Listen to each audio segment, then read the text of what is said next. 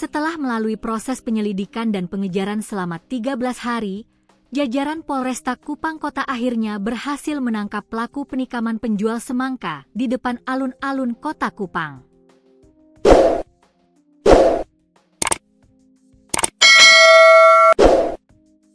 Konferensi pers terkait pengungkapan kasus tersebut digelar di Mapolresta Kupang Kota, Kamis, 16 Oktober 2025, dipimpin langsung oleh Kapolresta Kupang Kota Kombes Pol Joko Lestari, didampingi Kapolsek Kota Lama AKP Rahmat Hidayat.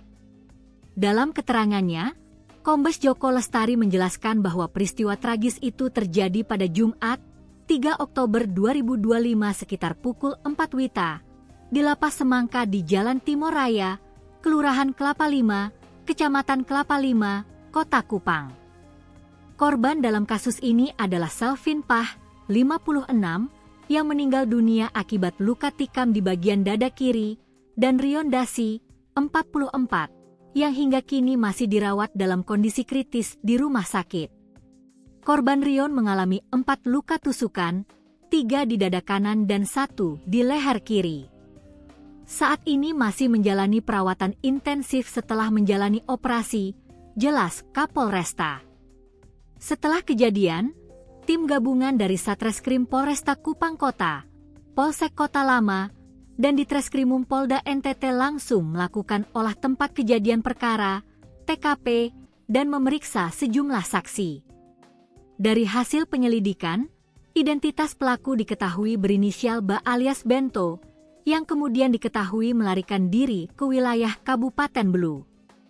Pada Sabtu, 4 Oktober, sehari setelah kejadian, tim kami berhasil mengamankan kendaraan yang digunakan pelaku, yaitu Honda Beat warna merah, di wilayah Atambua, Terang Joko. Selama kurang lebih 13 hari pengejaran, tim gabungan terus memantau pergerakan pelaku hingga akhirnya berhasil menangkap Benyamin Asbanu alias Bento di kawasan Pasar Baru, Kota Atambua, pada Rabu, 15 Oktober 2025.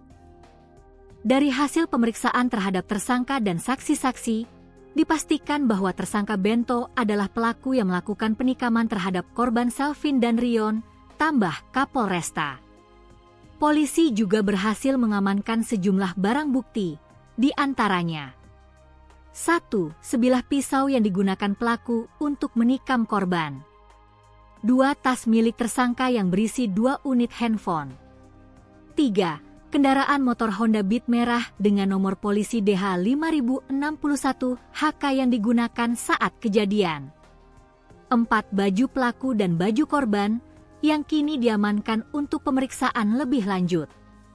Dari hasil penyidikan, pelaku dijerat dengan pasal 338 subsidiar pasal 354 KUHP tentang pembunuhan dan penganiayaan berat dengan ancaman hukuman maksimal 15 tahun penjara.